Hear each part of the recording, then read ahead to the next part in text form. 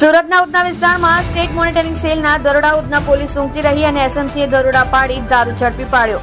ઉધનાના Sanjay Nagar road number 6 પર એસએમસીની red દારૂના અડ્ડા પર રેડ કરી 20 લાખથી વધુનો દારૂ ઝડપી પાડ્યો. એસએમસી 113 પેટી દારૂ ઝડપી પાડ્યો. એસએમસી એક સગીર સાથે 4 આરોપી ઝડપી પાડ્યા. એસએમસીએ 11 જેટલા લોકોને વોન્ટેડ જાહેર કર્યા. એસએમસીએ રેડ કરી 51 લાખથી વધુની મત્તા કબજે કરી.